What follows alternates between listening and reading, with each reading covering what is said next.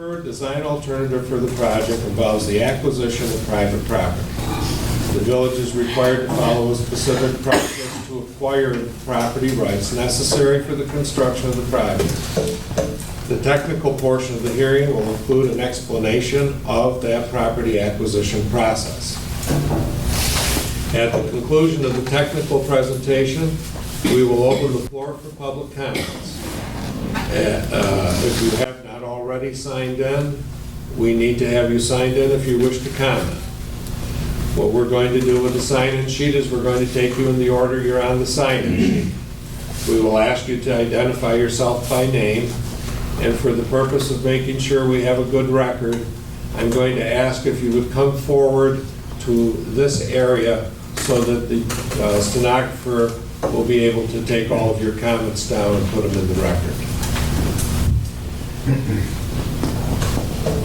The village will also accept written comments and documents related to the project. At this time, I'm going to introduce Daniel Huffaker, who you've met earlier this evening, to give us a presentation of the design portion of the technical program.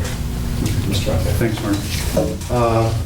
Well, most of you were here through the information meeting. I'm not going to rehash every technical detail. But what I'd like to do is focus on... Your back is yeah, I'm sorry. What I'd like to do is focus...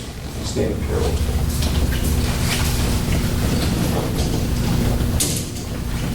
Sorry. Okay.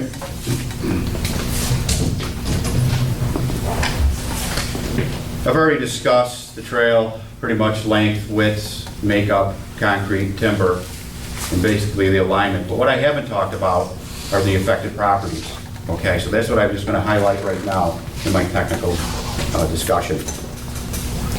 The affected property here going up through Howell Avenue is village property.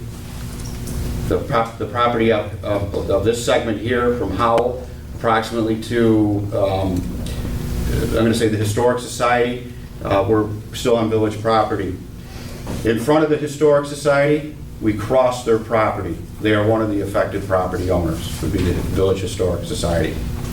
As we go back down to Scuba Park, we're back into village property.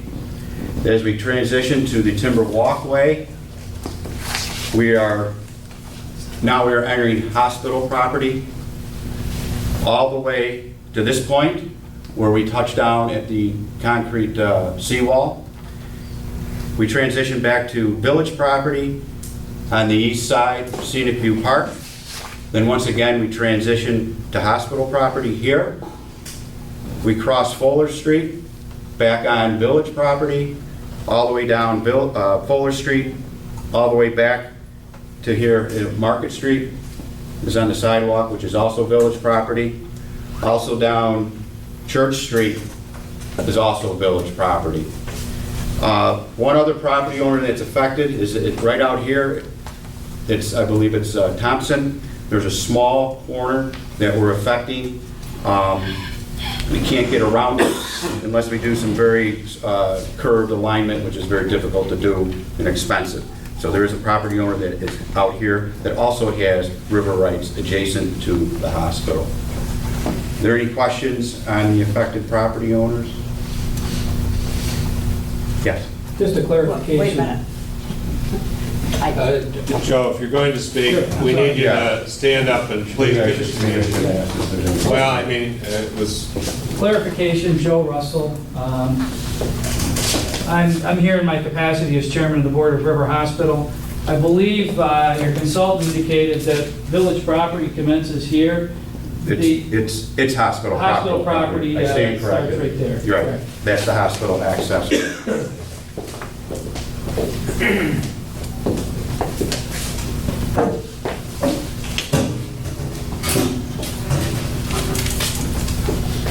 My question is, Sir, I need your name. does not anybody know me here? No, Bob Tate. sir, I don't know your name, sir. Could you spell it again? T-A-G-U-E.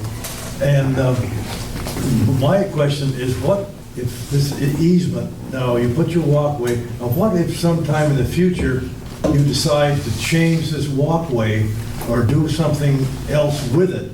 Will the hospital have any recourse here or have any say in how you might be about to change that? Or do Absolutely. something more to it? If you didn't like what it was, you want to expand it? Is it still our property?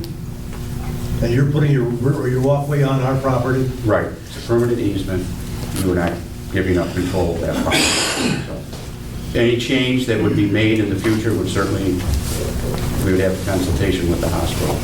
I'll give you a consultation Well, we would approach the hospital if there was an issue with, for their approval. for their approval, absolutely. Okay. Because that is River Hospital property that you're building your walkway on. That's right. Okay, and with that, I'm going to wrap up my technical portion. I just wanted to focus on the affected property owners. I'm going to turn it over to Nancy Mullen from RK Height. I'm Nancy Mullen, I'm with RK Height, and it is our office that will be handling the right-of-way issues in accordance with Eminent Domain procedure law. And basically, there are 4 steps in the right-of-way acquisition process. We have an initial meeting with each property owner. The real property, then there's a real property appraisal, establishing of just compensation, and negotiating a settlement and transferring title to the Village of Alexandria Bay. Our primary goal throughout the process is to negotiate a fair settlement with each property owner. The first step in the process is a preliminary meeting with one of our property rights specialists, which will be me. The property rights specialist will contact you to schedule a convenient time to meet at your property.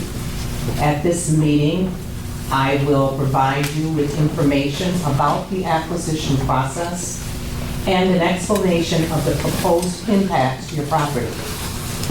We will also inspect the property and gather preliminary information. The person you meet with will also handle the negotiations.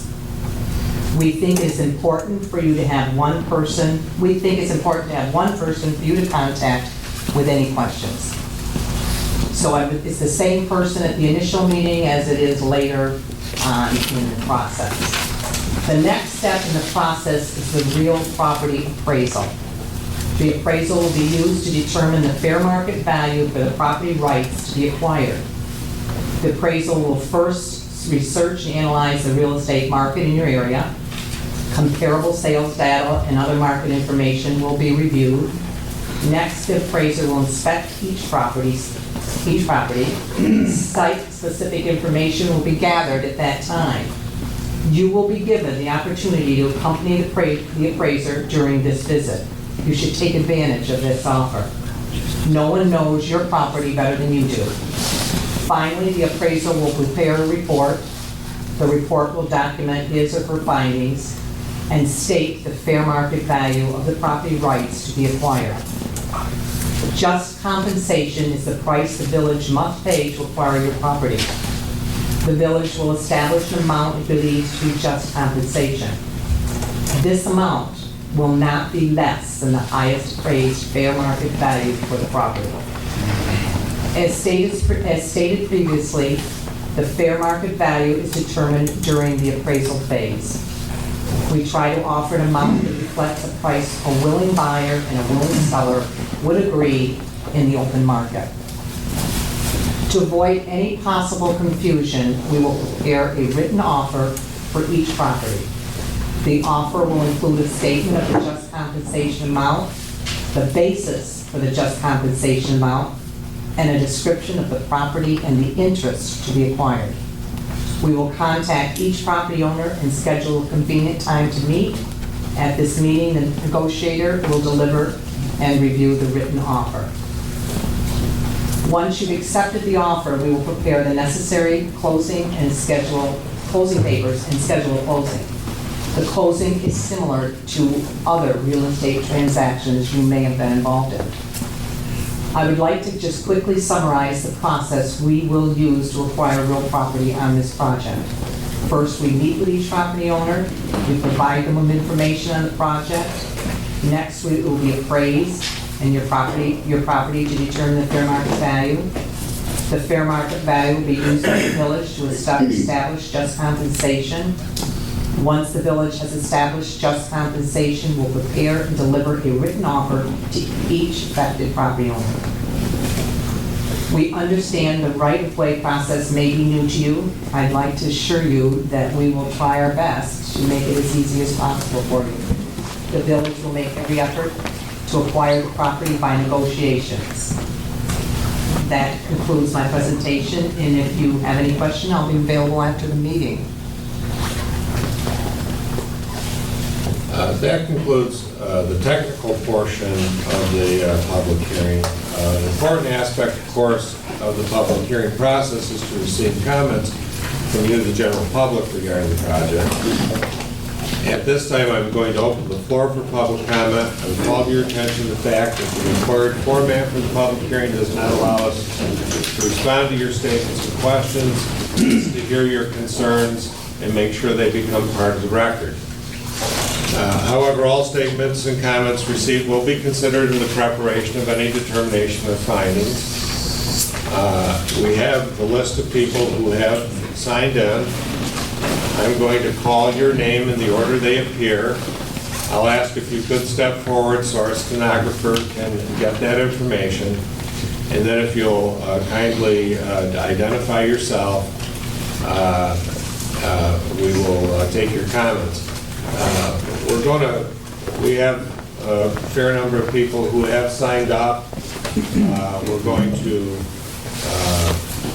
ask everybody if they could be fairly straightforward in their presentation so that everybody has a chance to speak. As necessary, we will also provide written responses to comments received tonight as well. The first name I have on the list is Joseph Russell. For the record, my name is Joseph Russell. I'm here in two capacities. I'm here as chairman of the board of River Hospital and also as one of the trustees of the Township of Alexandria Historical Society. My comments with respect to the hospital, I'm going to defer to our hospital's attorney, who I believe will be speaking shortly. With respect to the Historical Society, for the record, the Alexandria Township Historical Society is a 501c3 not-for-profit organization that is charged, among its charges, the stewardship of the Cornwall Brothers store. The Cornwall Brothers store is a noted historic landmark. It is one of the affected properties by the Riverwalk. The Historical Society does not object to the Riverwalk. It has been cooperative with the village. It fully supports the project. However, eminent domain procedure by its nature is a hostile taking of property by a government from a private property owner, typically occurring when negotiations for the acquisition of the property have failed.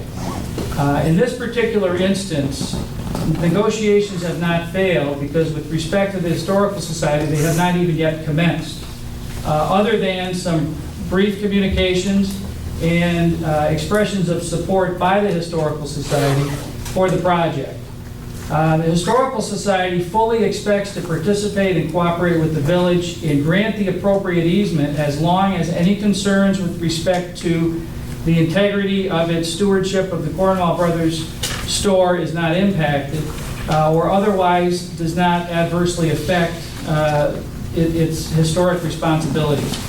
But with that said, we do object to the nature of the eminent domain proceedings at this event because it is, in our opinion, very premature and contrary to some of the comments that were made during the informational session, it is more than just procedure.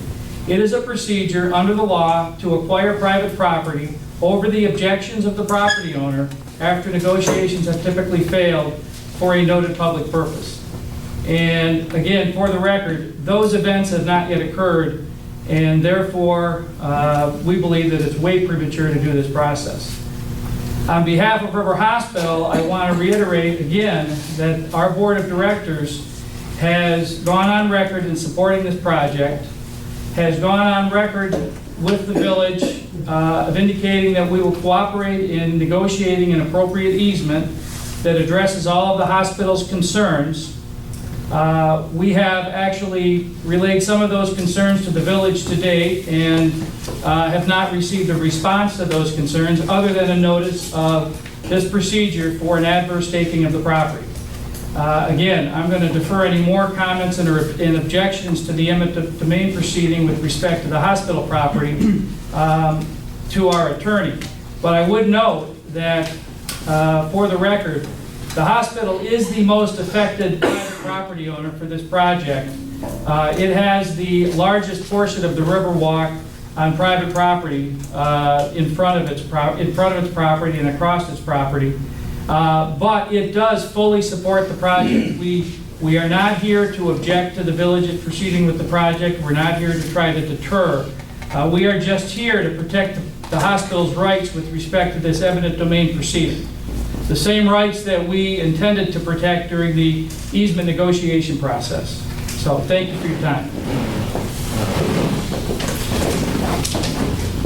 Our next speaker is Jean Snow. I didn't sign up to speak. Okay, that's fine. That's okay. Ben Moore. Thank you. Ben Moore, I'm the CEO of River Hospital, and I would just echo some of the comments Joe Russell made about the hospital. We would like to see this project go. We've been working on this for a long time with the village. We did put our concerns in writing about the easement in 2010, and as Joe mentioned, we have not received a response except for this eminent domain proceeding. You even heard tonight conflicting information about how that procedure goes. The project engineer said it was an easement, and we retained the property. The representative about the right-of-way said it's an acquisition. So you can see how confused we are. All along through this process, we thought we were talking about an easement in good faith with the village. In that good faith, we committed $92,000 to repair the seawall. And now we hear it's going to be seized. We think that's grossly unfair and inappropriate for this to happen. The objections we had, or the conditions we asked for in this easement, were simple to preserve the patient care operations of the institution, to make sure patients were safe. And under this acquisition, apparently we're going to lose that because we won't be the owner. That's the way I understand what's going on here. And for the record, I think this is a terrible process the way it's come down. We've worked for 2 years to make this a reality, and now here we are having to worry about the patient care operations of the institution. You're going to hear from our attorney about how we intend to protect that. Thank you. I have two people in the next box. I'll take them in order. Bob Nelson. My name is Bob Nelson. I'm on the board of directors of River Hospital, and I just wanted one record of saying as I concur and support the chair of our board, Joe Russell, our administrator, and our legal counsel. And I have Cindy Nelson. My name is Cindy Nelson, and I also go on the record as in support of Joe Russell, Ben Moore, as well as our attorney who will be speaking, Jason Santello. Thank you. Harry Mangini. I put no as a comment. Oh, okay, I'm sorry. I didn't read far enough over. My apologies. That's okay. Jason Santuella? Santuella. Santuella. I'm Jason Santuella. I'm legal counsel for the hospital. And as Mr. Moore and Mr. Russell have said, the hospital is in support of this project, but we have serious concerns with the process, and we object to the eminent domain procedure. Now, number one, we object on the grounds that the notice that was provided by RK Height is insufficient.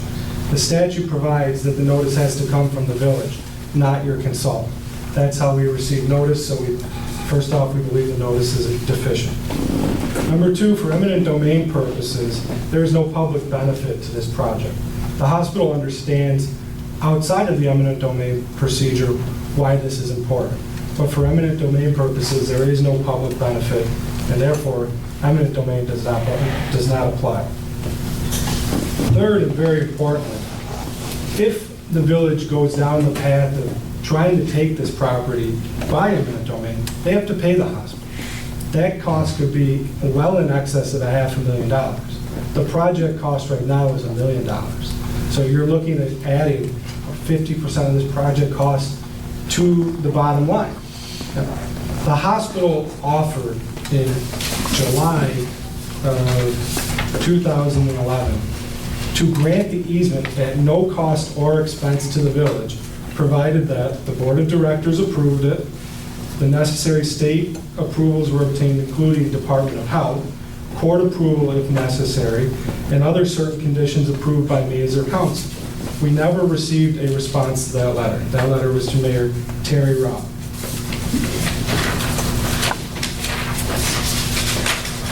We are unaware of any appraisals that have been conducted, and based on what Nancy Mullen has said, there are none at this time. Next, we don't know if any detailed analysis has been conducted from an environmental standpoint, a Department of Health standpoint, or a Homeland Security standpoint. I'd like to touch on the Department of Health issue. We're licensed by Article 28 of the Public Health Law. We cannot deviate from our license requirements. Every deviation needs to go to the Department of Health.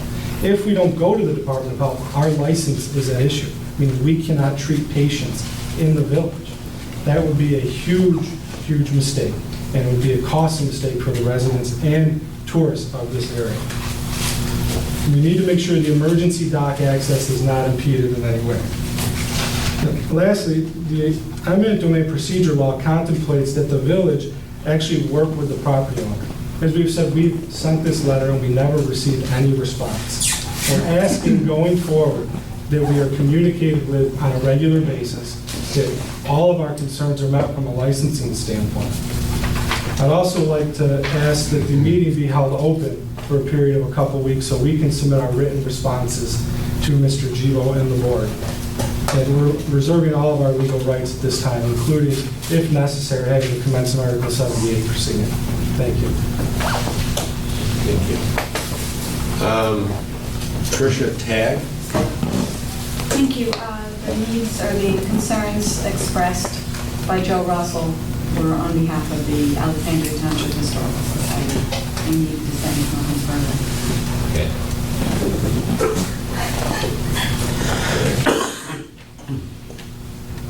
Charlie Giltz.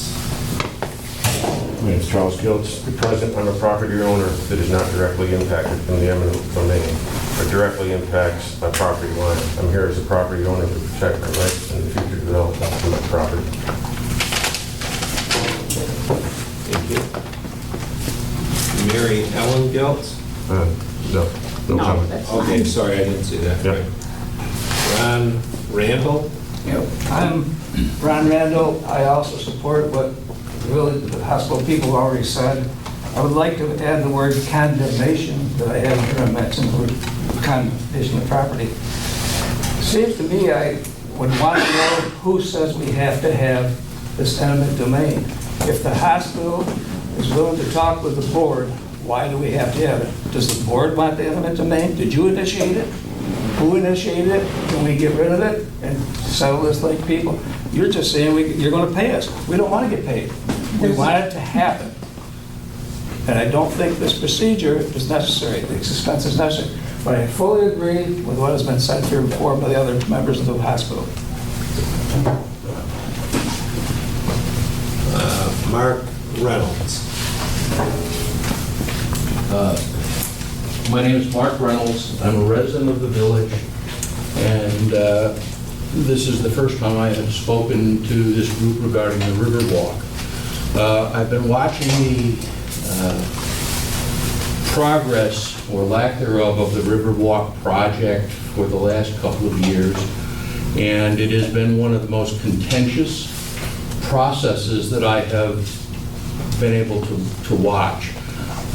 It seems that every time something gets to the point of being able to come together, somebody throws a pail of gasoline on it. And my feeling at this point in time is that this notice about the possible taking of property when there were discussions going on relative to easements does nothing but incite the process for this project. I feel this is an important project for the village. I feel it's an important project to help bring tourism. I think the hospital will be well served by having the river walk there. And I'm just concerned that we need to begin to put some of these fires out and begin to start the business of doing the project. Thank you.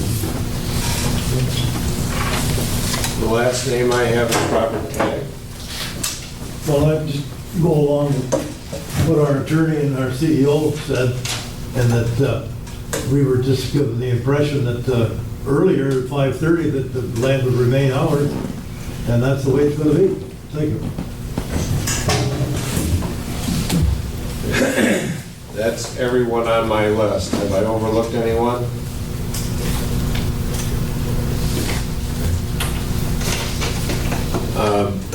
Madam Mayor, at this point, it appears that we've heard the public comment.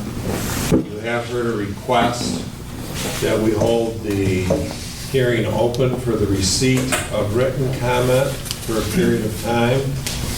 I would ask if the board, how the board wishes to address that request. I'd like to make a motion to hold that request open. We should set a date. If we were looking at today's date, 2 weeks would be the 15th, 3 weeks would be the 22nd. And perhaps if I could just ask, is that sufficient time for you if we... Deadline of the 22nd would be sufficient. I'd like to make a motion to make that. Motion by trustee Henry, seconded by trustee Jarvis. All in favor? Aye. Opposed? Carried. So at this point, we would be adjourning the public hearing if the board was so inclined to that date for the receipt of additional written comment. Is there such a motion? I'll make that motion. Motion by trustee Henry, seconded by trustee Jarvis. All in favor? Aye. Opposed?